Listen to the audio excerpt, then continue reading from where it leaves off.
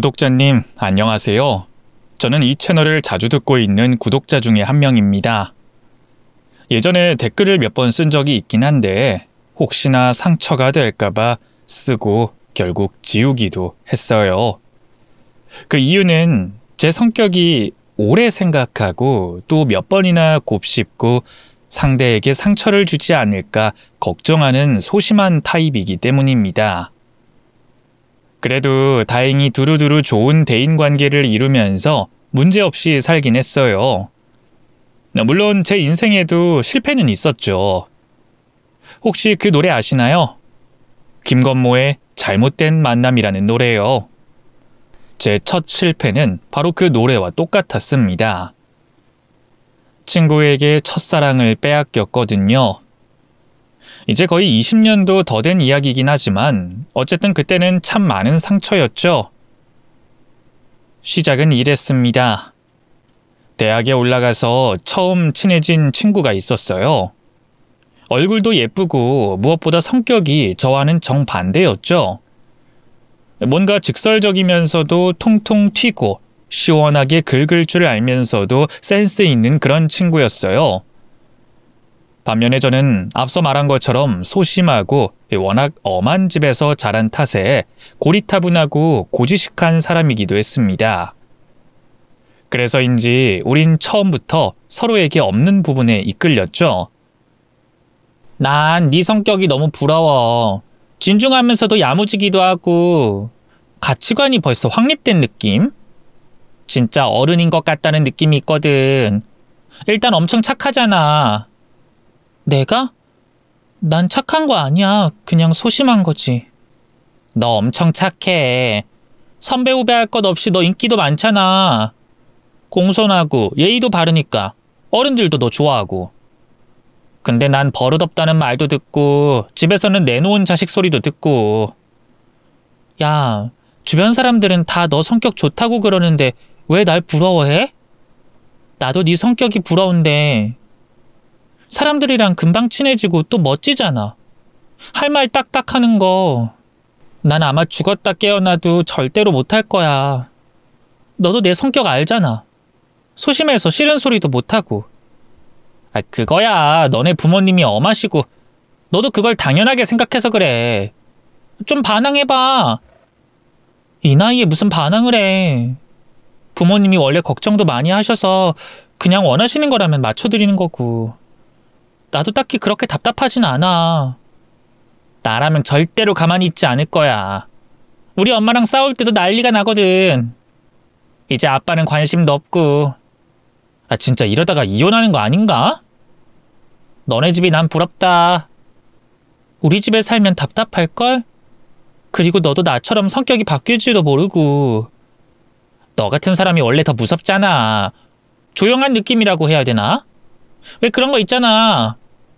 나는 미국의 공포영화에 나오는 달려드는 좀비 느낌이라면 넌 한국 귀신 느낌?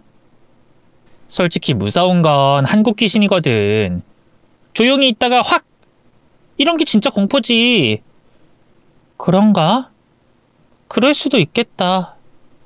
나도 너처럼 옷도 입고 성격도 좀 바꿔볼까? 비슷해지면 뭔가 달라지지 않을까? 아니, 너 성격 지금 딱 좋아. 그러니까 괜히 바꾼다 고친다는 말 하지 마. 나처럼 되면 너 평생 혼자 산다, 솔로로. 아우, 그건 싫다. 난 남자친구 없으면 안 되거든. 심심하잖아. 자유로운 연애를 하던 친구와는 달리 저는 대학에 가서도 남자와 제대로 대화도 못한 상태였습니다. 그래서 그 친구가 저에게 일부러라도 자신의 친구들을 소개해주고 어울리게 하려고 노력도 많이 했죠. 문제는 저였습니다.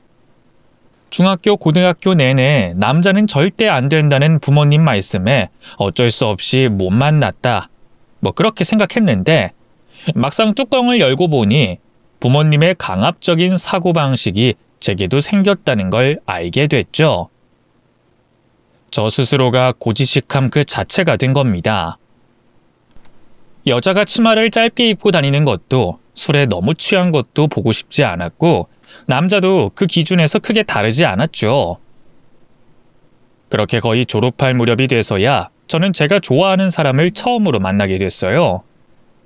다정하고 성실하고 무엇보다 저를 좋아해주는 그런 사람이었습니다. 원래 첫사랑이라는 게 그렇잖아요. 저는 당연히 그 사람과 결혼할 거라고 생각했죠. 하지만 사귄 지 2달이 채 지나기도 전에 남자친구는 제게 헤어지자고 했습니다. 이유는 제 친구를 좋아하게 됐다고 하더군요. 상처받아서 울고 있던 제게 친구가 말했죠. 울지 마. 앞으로도 그냥 나랑 친구하면서 지내면 되지. 남자 따위가 뭐라고 그래. 얼마든지 또 사귀면 그만이고. 나한테 어떤 사람인지 너도 알잖아. 결혼하려고 생각했었단 말이야. 첫사랑이랑 결혼하는 게 내 꿈이기도 했고. 근데 널 좋아한다니. 하필이면 나랑 가장 친한 너를 좋아한다는 말을 하니까 내가 어떻게 안 울 수가 있어. 결혼? 고작 저런 애한테? 내가 아니라고 해도 어떤 여자라도 상관없었을걸? 그냥 그런 놈인 거야. 애초에 여자가 조금만 유혹해도 넘어오는 그런 놈. 혹시나 했는데 역시나 남자는 다 똑같아. 결국엔 예쁜 여자한테 넘어가는 거 보면. 뭐? 대체 무슨 말 하는 거야? 내가 시험했다는 말이야. 네 남자친구 나한테 넘어오나 안 넘어오나 별거 한 것도 없는데도 나 좋다고 그러는 거 봐. 그게 남녀야. 그런 놈이랑 왜 결혼을 해? 미치지 않고서야. 그게 무슨... 설마 너 일부러 그랬다는 거야? 그게 왜? 지금 나한테 되묻는 거야? 너랑 나랑 친구야. 내가 너한테 그런 부탁했어? 대체 왜 그런 짓을 한 거야? 미리 알게 됐으면 된 거 아니야? 그러게 왜 내 앞에서 자랑을 했어? 나랑 만날 때 그 인간 자랑하고 어디 놀러 갔고 부모님이랑 만나서 식사했고 취업은 어디로 했는데 정말 대단하다. 뭐 이러면서 자랑 또 자랑. 그래서 난 엄청 대단한 사람인 줄 알았잖아. 근데 별거 없더라. 그냥 여자 밝히면서 아닌 척 점잖은 척하는 찌질한 놈이었더라고. 야, 아무리 그래도 이건 아니지. 나한테 사과해. 그리고 그 사람한테도 사람을 시험하는 게 당연하다는 듯 말하는 거 잘못된 거야. 사과? 야, 웃긴다. 난 네가 오히려 고마워할 줄 알았어. 내가 나쁜 사람 걸러준 거라는 생각은 안 하니? 만약 몰랐으면 어차피 다른 여자랑 바람 피웠을 그런 놈이야.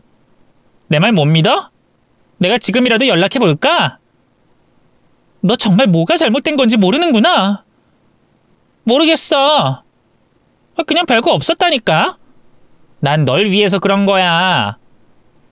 네 말처럼 그럴 수도 있어. 바람, 다른 여자랑 피웠을 가능성도 있지. 하지만 그렇게 상처받았으면 너한테라도 위로받았겠지. 근데 너한테 상처받은 건 누구한테 호소할 수 있어? 그래도 네가 가장 친한 친구라고 생각했어. 내 마음에 있는 이야기, 우리 집 가정사 다 말한 거 너뿐이었고 고등학교 친구들보다 더 나는 널 믿었다고. 근데 넌 날 기만했어. 그 사람은 내 첫사랑이었다고. 기만?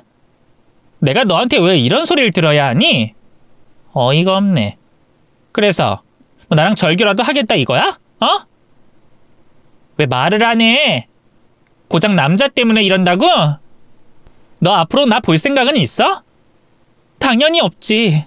너라면 그러겠니? 그래? 고작 남자 때문에?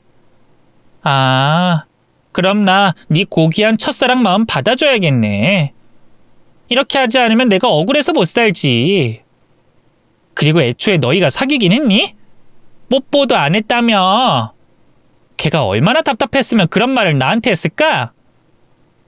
고지식하고 고리타분해서 결혼? 걘 그런 생각 자체도 안 했어. 너 혼자서 그렇게 생각했던 거야. 알긴 알아? 너 정말 못 쓰는 애였구나. 너는 그럼 완벽한 친구 같아? 나도 너한테 불만 많아. 매번 그놈의 부모님 소리 나도 듣기도 지겨웠어. 통금이 어쩌고 치마가 어쩌고 내 앞에서 일부러 그런 거잖아. 나 집에서 관심 못 받고 내놓은 딸이라는 거 알면서. 그거 자격지심이야.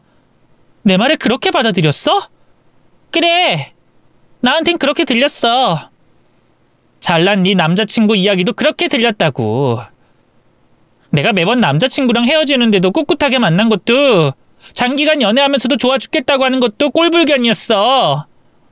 나보다 조건도 집안도 별로면서 다 가진 척하는 것도.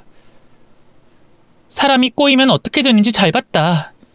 네가 그렇게 생각했다는 거 전혀 몰랐네. 이제라도 알면 됐어. 청첩장 나오면 보내줄게. 꼭 참석해라, 꼭. 제게 이죽거리던 친구가 떠난 자리에서 얼마나 울었는지 모릅니다. 그땐 남자친구에 대한 배신감보다는 친구를 잃은 허탈함이 더 컸죠. 집에도 놀러가고 서로의 집에서 잠도 자면서 대학 시절 내내 그 친구와 함께였던 기억이 더 괴로웠습니다. 그리고 3년쯤 뒤에 진짜 청첩장까지 날아오면서 저는 그 친구에 대한 기억이 영원한 악몽으로 남게 됐어요. 어차피 다신 만나진 않을 거고 우연히 마주칠 일도 없다고 생각했습니다. 물론 아주 가끔 잊을만 하면 그 친구의 얼굴이 떠오르곤 했죠. 제가 결혼을 한 이후에도 문득 생각이 났습니다. 그럼에도 저는 그 생각조차 하기 싫어서 머리를 털어내며 생각을 하지 않으려고 했어요. 그런데 그런 기억에서도 잊고 싶던 그 친구를 다시 만나게 된 건 슈퍼에서 물건을 고르던 중이었죠. 여전히 예쁘고 날씬한 몸에 하얀 그 얼굴이 제 앞에 불쑥 나타났어요.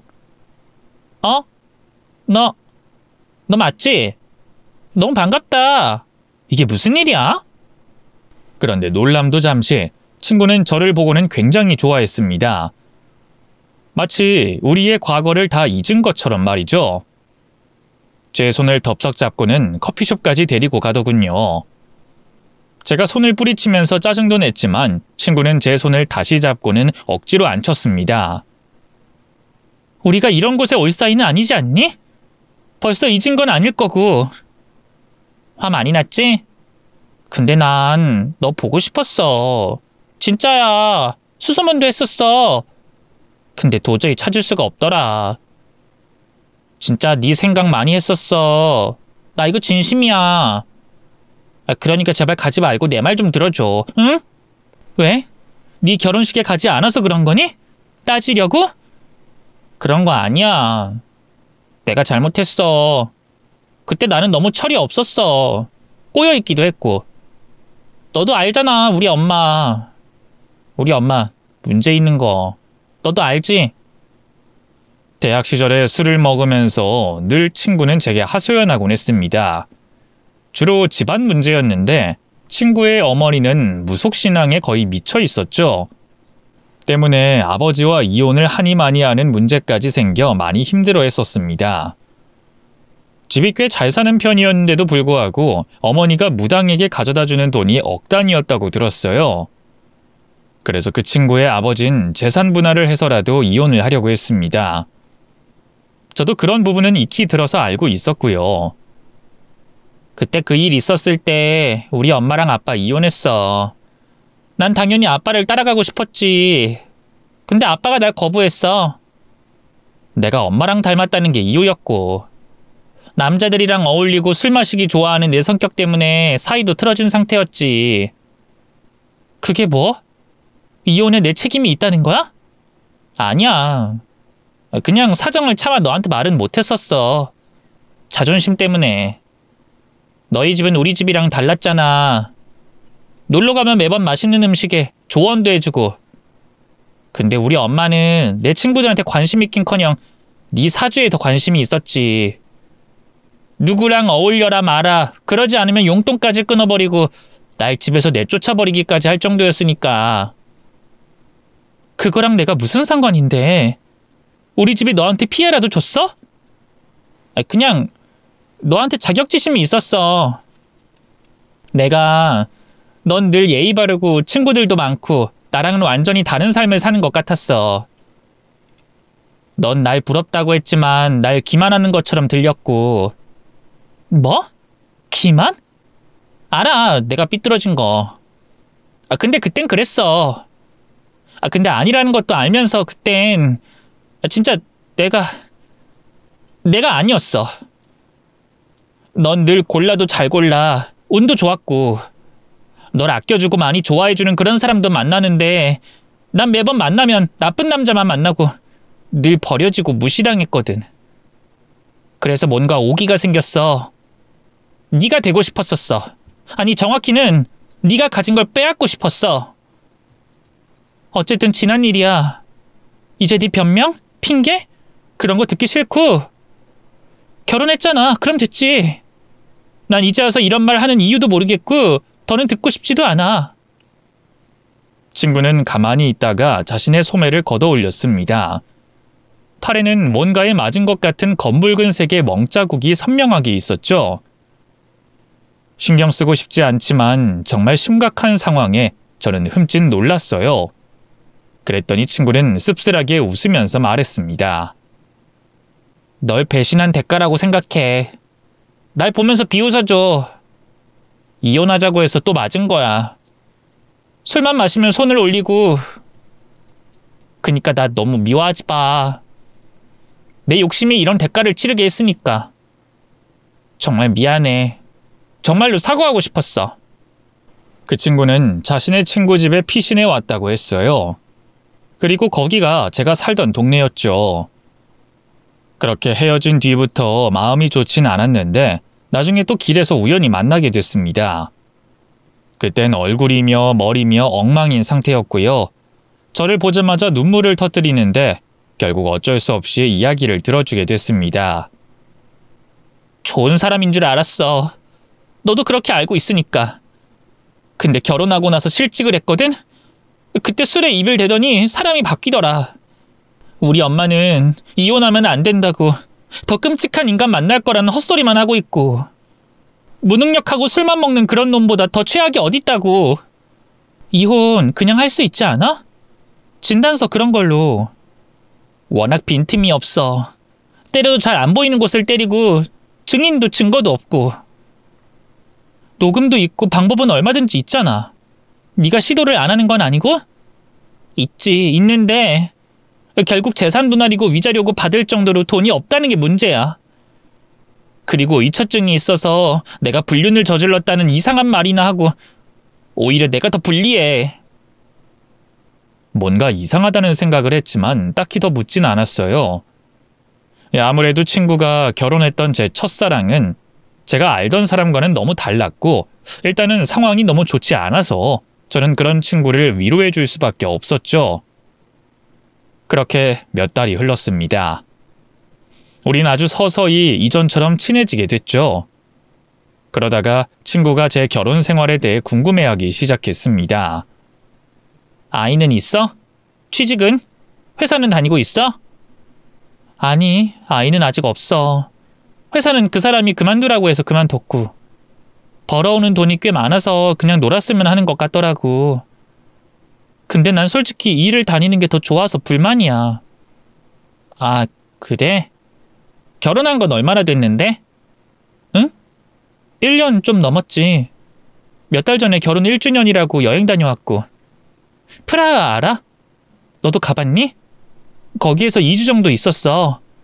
한 3일은 잠만 자고 그 다음부터 돌아다니고 참 좋은 곳이긴 했지. 그래? 부럽다. 남편은 뭐 하는 사람인데?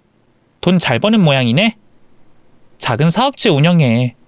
월 평균 1,000만 원 정도는 버는데 그렇게 잘 버는 거라고 생각은 들지 않고 뭐 가끔 명품 가방이나 몇 개 사주는 정도야.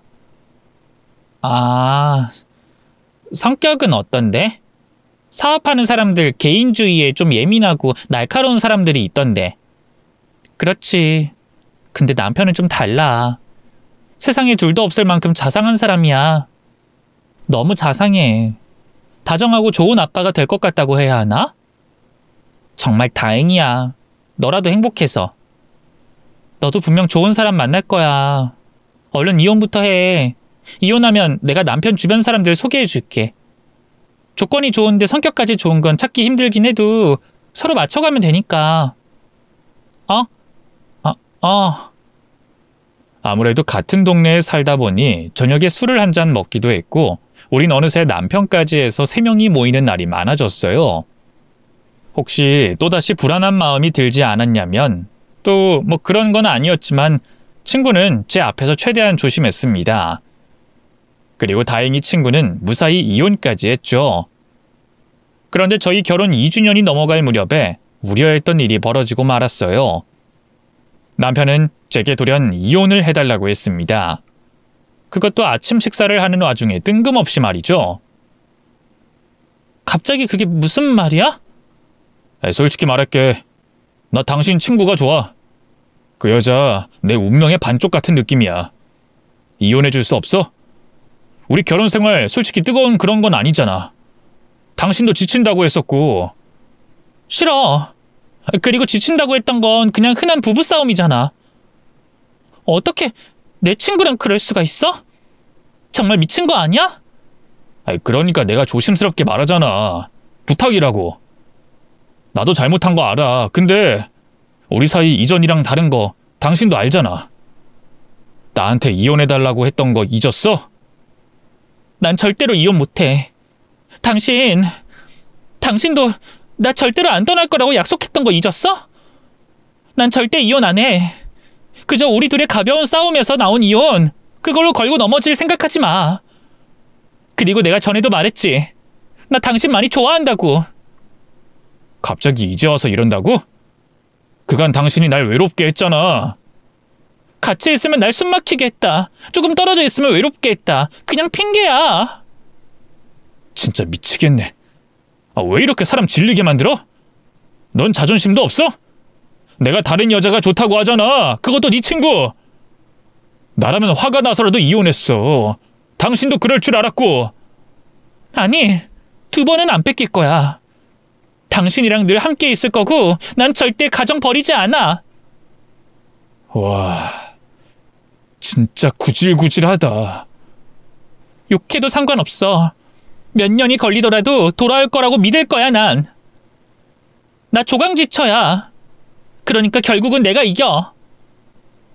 집착하고 저는 더욱 매달렸죠. 하지만 그럴수록 남편은 저를 벌레 보듯이 보더군요. 하루라도 저를 떼어놓고 함께 살고 싶어 안달이 났죠.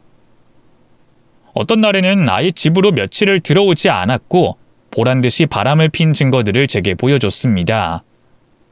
이래도 안 떨어져? 라고 말하는 듯 말이죠. 하지만 저는 정말로 꿈쩍도 하지 않았어요. 그랬더니 남편은 1년 만에 2손 2발을 다 들고 제게 자신이 가진 집과 엄청난 돈까지 주겠다며 사정을 했죠. 친구도 마찬가지였습니다. 처음엔 미안하다는 식상한 말로 제게 사과를 하다가 그 다음엔 협박과 조롱을 했고 나중에는 자신이 가진 차까지 팔아서 위자료를 주며 빌었죠. 아이를 가졌다는 이유였고요. 그렇게 저는 이혼을 해줬습니다. 그들에게 분하고 억울해하면서 눈물까지 흘리며 이혼 서류에 도장을 찍었어요. 하지만 그 이혼 절차가 끝났을 때 저는 웃었습니다. 왜냐고요? 전 바보가 아니거든요. 제 남자를 빼앗아간 친구를 다시 믿은 적도 없습니다. 애초에 그 친구가 변하지 않았다는 사실에 감사했죠. 시작은 이랬어요. 좋은 남자인 줄 알고 결혼을 하긴 했습니다. 하지만 어느 날부턴가 조금씩 저를 바꾸려고 했어요. 치마 길이부터 화장품까지도 간섭했죠. 맞습니다. 남편은 병에 가까운 의처증이 있었습니다. 술집 여자도 그런 색깔 스타킹은 안 신어. 누굴 보여주려고 그러고 싸구려처럼 입어? 그냥 살색이야. 싸구려라니. 말이 너무 심한 거 아니야? 당장 벗고 검은색으로 신어. 아예 살이 보이지 않는 걸로. 그게 아니면 치마는 앞으로 입지도 마.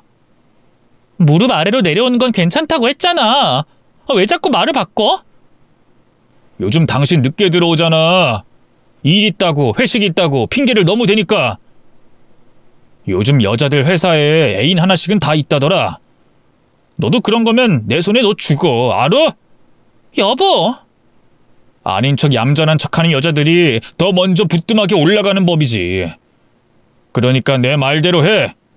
내 손에 죽고 싶지 않으면 당장 옷 갈아입고 다시 나와. 쥐 잡아먹은 것 같은 그 입술도 당장 지워. 결혼 반년 만에 저는 멀쩡히 다니던 회사까지 그만둬야 했어요. 남편의 의처증은 시간이 갈수록 심해졌고 출장도 야근도 할 수 없는 상황이 오자 동료들에게 피해를 끼치는 게 싫었고 결국 그렇게 된 거였죠. 하지만 집에 있어도 상황은 나아지지 않았습니다. 돈이 있으면 바람을 피운다면서 너무 부족한 정도의 생활비만 주더군요. 그리고 어느 순간부턴 폭행도 뒤따랐습니다. 이혼. 당연히 이혼을 생각했죠. 하지만 남편은 머리가 비상했습니다. 저를 때릴 때는 늘 멍이 남지 않는 곳을 때렸고 외관상으로 증거도 남지 않았어요. 더구나 밖에서는 애처가인 것처럼 굴었고 사람들의 시선이 닿는 곳에서는 제게 둘도 없는 남편처럼 행동했죠. 회사에서 그 사람 별명이 최수종이었을 정도로 가식을 떨었습니다.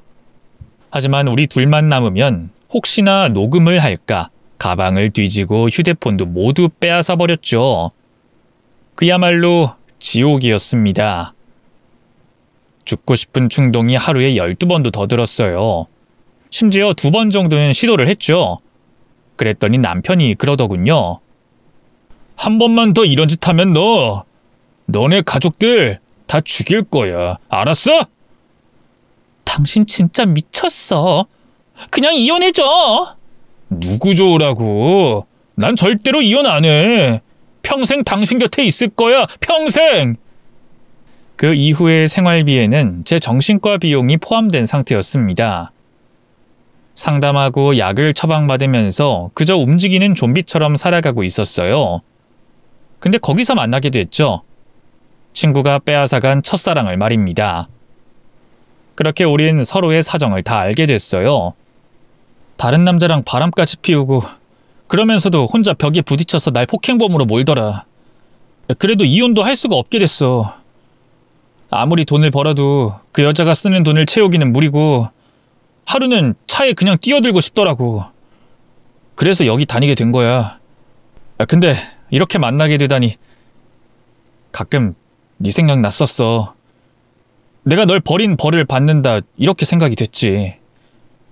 넌 벌 받는다 치고 난 왜 이렇게 사는지 모르겠네. 나도 썩 상황이 좋진 않거든. 이혼도 할 수가 없어. 나한테 집착이 심해서. 집착?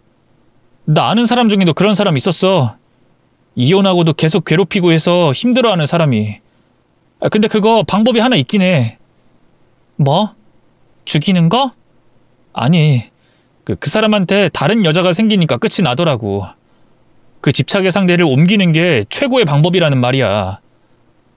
순간 머릿속을 스치는 생각에 저는 몸을 앞으로 기울였습니다. 너 이혼하고 싶다고 했지? 우연? 뭐 세상에 그런 건 없었어요. 장을 보러 간 친구를 뒤따라간 건 사실 저였습니다. 제가 치사하고 사악하게 보인다고 해도 할 말은 없어요. 사실이니까 말입니다. 그래도 다른 여자가 아니라 그 여자였으면 했죠. 저희 남편 같은 사람, 정말 사람을 죽일 사람이었으니까요. 그리고 저는 아무것도 하지 않았습니다. 그저 사랑에 빠져 남편과 행복해서 죽을 것 같은 그런 여자로 보여지길 연기했죠. 나머지는 시간이 해결해줬습니다. 술자리에 남편을 일부러 불렀고 저는 취한 척 둘만 남겨놓고 떠나기도 했죠. 그리고 마침내 둘이 만난다는 걸 알게 됐을 때 저는 남편의 재산을 조금씩 빼돌리기 시작했어요. 다른 곳에 정신이 팔려서 제게 미안함에 월급을 맡겼기 때문이었죠. 나 명품 가방 하나 사도 될까? 그리고 나 자동차도 하나 정도 사고 싶은데. 그래. 뭐 하나 있으면 좋지. 그래, 사! 여보, 진짜 고마워. 당신이 최고야. 양심에 찔리지 않았습니다. 회사를 그만두게 만들었으니 퇴직금 정도로 생각했네요. 그리고 1년 버티기. 그건 솔직히 좀 힘들었습니다. 손찌검까지 하는 남자를 붙잡는 것 자체가 두려웠으니까요. 하지만 결국엔 제가 집을 차지했고 위자료도 넉넉하게 받았죠. 그래도 긍정적으로 가장 큰 복수인 둘을 묶어버리는 게 가장 최고였습니다. 덕분에 이혼했다. 그 여자가 그렇게 순순히 나가줄 줄은 몰랐어. 바람 피운 사실도 인정했고 나도 이혼 안 하겠다고 버티고 난리를 피웠어. 그랬더니 다 인정하고 위자료까지 받았지. 그래? 잘 됐네. 아마 지금까진 꽤 잘 지내고 있을 거야. 세상 다정하게 굴겠지. 늘 세심하게 챙겨줄 테고. 나한텐 그랬으니까. 난 그 둘을 위해서 기꺼이 고난과 고비가 되어주는 거 하나도 힘들지 않았어. 오히려 나 때문에 더 애가 탔을 거야. 근데 너 많이 변했다. 예전엔 싫은 소리 한 번 못했잖아. 물론 오히려 보기 좋다는 말이야. 그래서 말인데 우리 다시 만나보지 않을래?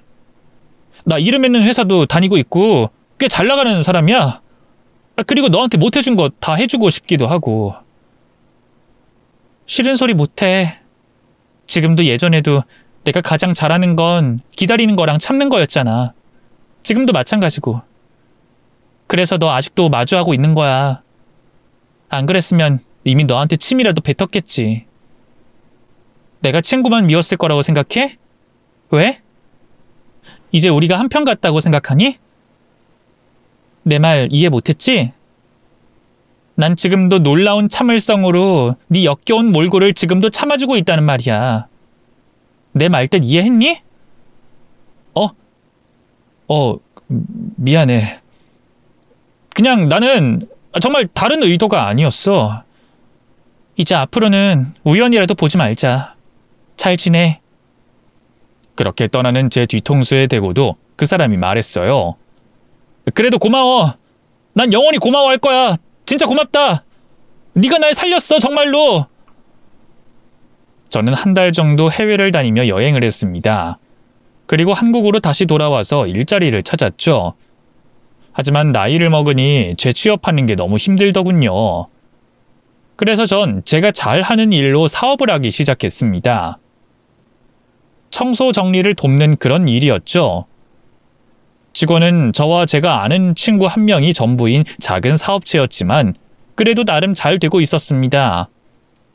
무엇보다 청소를 할 때는 아무 생각도 나지 않고 끝나고 나면 뿌듯하기까지 해서 저에게는 최고의 일이었죠. 그런데 어느 날 신규 회원이 들어왔고 첫 청소를 하기 위해 찾아갔을 때 저는 너무 놀라 뒤집어졌습니다. 혹시 친구네 신혼집이 아니냐고요? 그건 아니었어요. 바로 제 친구의 어머니 집이었죠. 대학 시절 몇 번이나 오갔던 그 집이었고 그 얼굴이라는 걸 한 번에 알았어요. 그런데 그분은 모르더군요. 대충 제게 청소할 곳을 말하고는 거실 소파에 드러누워서 제 친구와 통화 중이었죠. 굉장히 격양된 목소리였고 짜증이 섞여 있었어요. 걔랑 꼭 결혼해야겠어? 박보살님이 넌 재혼하면 안 된다고 했다니까. 엄마는 분명히 말했어. 내 눈에 흙이 들어가도 그놈은 안 된다고. 우리 집에 재앙을 불러온다고 그랬어. 너 그 인간이랑 결혼하면 결혼 한 푼도 지원 못해. 아무리 그 인간이 돈이 많아도 너 빚 있는 거 아니? 그거 알면 결혼 생활이 평탄하겠어. 자꾸 고집 피우면 카드 다 정지시켜버릴 거야. 알아서 해. 아니면 그냥 동거만 해. 그럼 되잖아. 결혼? 절대로 안 된다고. 대충 친구는 제 남편과 결혼을 해야겠다며 난리를 치는 듯했고 어머니는 그걸 말리는 형태였습니다. 결혼을 준비 중인 모양인데 잘 되고 있지 않다는 걸 알고 저는 약간 충격을 받았죠. 제 복수는 완벽할 거라고 생각했지만 그게 실패로 돌아가면 헤어진 남편이 제게 다시 오게 되는 끔찍한 상황이 펼쳐질 수도 있었으니까요. 그래서 통화를 가만히 듣다가 끊어지자 저는 뻔뻔하게 어머님에게 가서 앉았습니다. 저도 어디서 그런 힘이 났는지 몰라도 정말로 뭐에 홀린 것처럼 행동이 되더군요. 제게는 목숨이 걸린 일이었기 때문일지도 모릅니다. 이게 무슨 짓이죠? 아줌마는 청소하셔야지. 나랑 이렇게 앉아있는 건. 따님, 결혼하시나 봐요. 어머, 불쌍해라. 네? 이봐요. 정말 뭐 이런 사람이 다 있어? 당신 회사 사장한테 다 말하고 제대로 컴플레인 걸 줄 알아요. 불쌍하지. 그럼 안 불쌍해? 애미 팔자를 닮아서 이혼까지 당하고 주변에 신기가 떨어진 무당이 발목까지 잡고 있는데. 둘이 결혼시켜. 그래야 이 집도 살고 네 딸도 살아. 지금 뭐라고? 네? 그 남자 쪽도 이혼한 거네. 돈도 좀 있고 사람이 좋아. 당신 무슨 신내림 받았어요? 저는 이전에 친구에게 들었던 집안 이야기를 조금씩 흘리면서 말했어요. 어릴 때 당했던 사고라든가 이혼할 때 다른 여자가 있었다거나 하는 이야기였죠. 혹시나 친구가 거짓말을 하지 않았는지 의심이 되는 건 과감하게 잘라버렸고 확실한 정보로 보이는 걸 걸러냈습니다. 그랬더니 친구의 어머니는 저를 정말 신처럼 보더군요. 이제까지 이렇게까지 정확히 맞추는 사람을 본 적이 없다고 하면서 말이죠. 그리고는 제게 묻더군요. 제가 다니는 곳에서는 그 남자 팔자가 칼을 물고 태어났다고 그랬어요. 칼? 순간 저는 흠칫 놀랐습니다. 그래도 최대한 무당다운 말을 하려고 머리를 굴렸죠. 피를 본다고 여자가 죽어나갈 수도 있다고 했다고요. 그게 틀렸다는 거예요? 칼? 사람 죽이는 놈도 칼은 들지만 의사는 안 될까? 지금 둘이서 결혼한다고 할 때 하게 해야 해. 아니면 딸 인생이 바뀌어.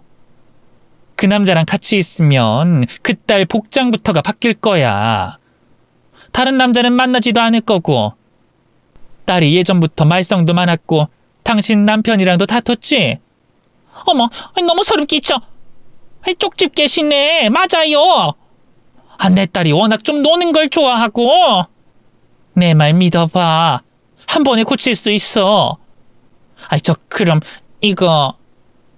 여자는 제게 지갑에서 돈을 꺼내더니 줬습니다. 하지만 저는 그걸 도로 밀어냈죠. 복채는 안 받아. 내가 청소 일하고 있으니까 앞으로 청소 대신에 봐주는 걸로 하지. 정말 그 적은 돈으로 된다고요? 돈의 액수는 중요하지 않아. 난 돈 안 받고도 봐줘. 내가 신당이 있는 것도 아니고. 그러니까 그런 건 딱히 필요 없지. 이렇게 용한 분이.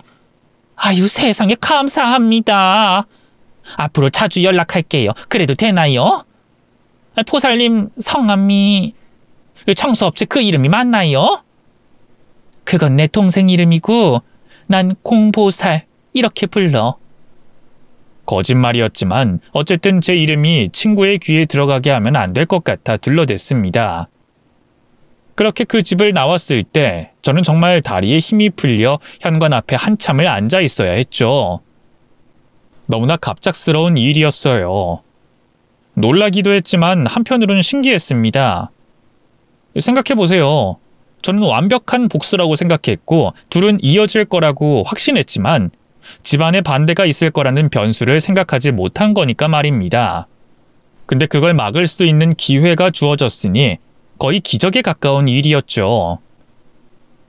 저는 그때 처음으로 보이지 않은 뭔가가 저를 돕는다는 생각이 들었습니다. 그게 아니고서는 이런 일은 불가능하다고 생각했거든요. 어쨌든 저는 그렇게 둘을 결혼시키는 것에 성공했습니다. 먼 발치에서 둘이 결혼하는 걸 확인했고 뷔페까지 먹고 나왔죠. 축의금은 5,000원 냈습니다. 문제는 그 뒤에도 친구의 어머니와 계속 연락을 하면서 소식을 듣게 됐다는 거였죠. 그래서 신경 끄고 살고 싶어도 둘이 어떻게 지내는지 다 알게 됐습니다. 공보사님 말씀이 딱 맞았어요. 애가 치마를 길게 입고 다니기 시작했어요. 화장도 연해지고. 애가 드디어 철이 들었지. 40이 다 돼가는 나이에도 남자한테 미쳐서 살던 애였는데. 내가 뭐라고 했어? 그럴 거라고 했지? 조만간 걔가 돈 좀 달라고 연락 올 거야. 저한테 돈이요? 박서방이 돈을 잘 버는데. 버릇 고치려고 잠깐 끊어내는 거지. 딸 철들게 만들고 싶어? 그럼 너도 끊어야 해. 힘들다 뭐다 그런 말이 나와도 절대로 돕지 마. 집에 문도 열어주지 말고. 버릇? 그래도 애가 힘들 것 같은데요. 그럼 40 넘은 딸 부양하고 싶어? 너네 집으로 들어와서 같이 살래? 아니요, 그건 아니죠. 저 혼자 살기도 바쁜데. 그러니까 내 말 명심해. 둘이 지지고 볶고 뭘 하든 절대로 관여하지 마. 그리고 내가 그 남자 비밀 말해줄게. 비밀이요? 여자가 많이 꼬일 거야. 그러니까 딸한테 감시 잘하라고 해. 남자가 싫다고 거부를 해도 여자들이 꼬이는 그런 인간이야. 그니까 봄, 여름, 가을, 겨울 다 경계를 해야 된다는 거야. 네. 공보살님 너무 감사해요. 서로가 서로의 지옥이 될 수준으로 저는 입을 놀렸습니다. 남자를 좋아하던 제 친구와 의처증이 있는 제 전남편의 조합은 거의 인꼬 부부 뺨을 때릴 정도라고 생각했죠. 앞서 말했듯이 저는 참을성이 일반 사람에 비해서 굉장히 높습니다. 이 짓을 무려 1년 가까이 했으니까요. 하지만 불과 불의 만남을 지속시키는 건 무리였습니다. 애초에 자신의 엄마 말을 듣는 애도 아니었고요. 결국 둘은 1년 만에 파경을 맞았고 아이만 데리고 친구는 혼자 살게 됐습니다. 집착으로 절대 놔주지 않을 것 같은 전 남편이 그냥 보낸 걸 보면 둘의 결혼 생활이 어땠을지 훤히 보였죠. 그리고 그때서야 저는 제 친구를 다시 마주할 수 있었습니다. 우연을 가장해서요. 너 미쳤어? 그런 인간이 좋은 사람이라고? 달콤했다고? 좋은 사람이었어. 넌 아니었어? 뭐? 이상하다. 넌 내 첫사랑을 빼앗아가도 이상한 사람이 되고 내 하나밖에 없던 남편도 미쳤다고 하니까 결국엔 너랑 있으면 다 이상해지는 거 아니야? 다른 사람을 탓할 게 아니라 네가 이상한 거 아니냐고. 말이 되는 소리래. 네 남편은 왜 내 남편이야? 네 남편이지. 너 알고 있었지? 그 인간이 얼마나 미친놈인지 알지? 알면서 나랑 만나게 했지? 아이는 잘 키우고 있니? 임신했던 그 아이. 혼자서 살면서 아이까지 키우고 이제 너 정말 많이 달라졌다. 전처럼 그렇게 예쁘지도 않고 몸매도 다 망가졌네? 야! 너 말 다 했어? 그러게 왜 날 건드려. 예전에 네가 말했잖아. 넌 좀비처럼 달려드는 타입이고 난 귀신처럼 갑자기 나타나는 사람이라고. 착한 사람이 화나면 더 무섭다고. 그 말은 내가 아직도 기억해. 그리고 그 말이 맞아. 너한테 화를 내고 있는 거야, 지금도. 너 때문에 인생 망친 건 나야. 너만 아니었어도 그냥 내 남편이랑 잘 살았어. 그럴지도. 근데 도대체 왜 내 남편까지 탐을 냈어? 돈이 많아서? 그게 아니면 뭐? 순수한 호기심으로 물었습니다. 그랬더니 제게 욕을 섞어 말하고는 한참 후에 진실을 들려줬죠. 별것도 없는 게. 집안도 외모도 별거 없는 게. 그래서 너 버리고 나한테 온 인간들이 매번 너랑 비교를 하더라. 전 남편도 전전 남편도. 나한테 너란 존재 자체가 끔찍한 악몽이야. 알아? 그래서 빼앗았어. 너도 힘들었으면 해서. 근데 어디서 그런 쓰레기 인간 말종을. 아, 너 지금 원룸에 애 데리고 살지? 월세도 밀리고. 제가 덤덤한 표정으로 묻자 친구는 놀라서 입을 벌렸습니다. 그걸 어떻게 알아? 너 나한테 사람 붙였어? 아, 내가 공보살이라는 사람을 알거든. 너도 들어봤지? 너구나! 뒤에서 조종해서 그런 말 하게 한 게. 나 돕지 말라고 했다고 엄마가 그랬어. 그 미친년 내가 죽여버리고 싶었는데 너 당장 앞장서, 어? 제 성격을 잘 알기에 저라고 예상하지 못했던 것 같았죠. 그래서 저는 빙긋 웃었습니다. 내가 말을 잘 해보면 가능할 수도 있는데. 뭐? 지금 너? 나 애까지 있어. 일도 못하고 있고. 근데 이런 상황에서 그렇게 하는 거야? 양육비 받아. 그럼 되잖아. 그 인간 사업 망했어. 무슨 코인 했다고 하는데. 잘 됐네. 진짜 너무 축하해. 완벽하다. 너 이제 보니 진짜 최악이네. 내가 무슨 잘못을 했어? 그리고 설령 잘못을 했어도 네 거지 같은 남편 만나서 충분히 고생했고 벌 받았어. 야, 웃긴다. 꼭 가해자들은 그런 식으로 벌 받았다고 하더라? 피해를 받은 사람이 용서를 안 했는데 왜 멋대로 이 정도면 됐다 이렇게 생각하니? 그리고 애초에 내가 내린 벌이 아니라 네가 알아서 기어들어간 지옥이야. 앞으로도 불행하면 좋겠네. 저는 그 말을 마지막으로 하고 자리에서 일어났습니다. 복수를 했다. 뭐 어쩌면 정말로 저는 그렇게 말할 수 있는 사람일 거예요. 하지만 그 끝은 그렇게 시원하진 않았습니다. 복수할 때 인간은 그 사람과 비슷한 모습이 된다는 말처럼 저 스스로가 너무 삐뚤어져 있다는 걸 느꼈거든요. 상대의 불행을 바라면서 제 생각대로 움직여주길 바랬고 수단과 방법을 가리지 않고 끌어내리는 짓을 해온 저는 떳떳하지 않았습니다. 적어도 제가 원하던 삶도 아니었고요. 그래서 저는 꽤 오랜 시간들을 누군가 미워하면서 보내야 했습니다. 누군가를 미워하는 건 마음에 큰 돌덩이를 올리고 사는 것과 같다고 했죠. 그래서 이제는 그러지 않으려고 합니다. 상대를 괴롭게 하는 대신에 지고 있었던 무거운 죄책감을 내려놓을 생각이죠.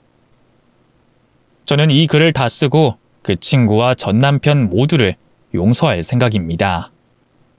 세상에 담아야 할 것들, 행복한 것들이 넘치는데도 불구하고 누군가를 미워하면 온통 그 사람들이 제 머릿속에 가득하거든요.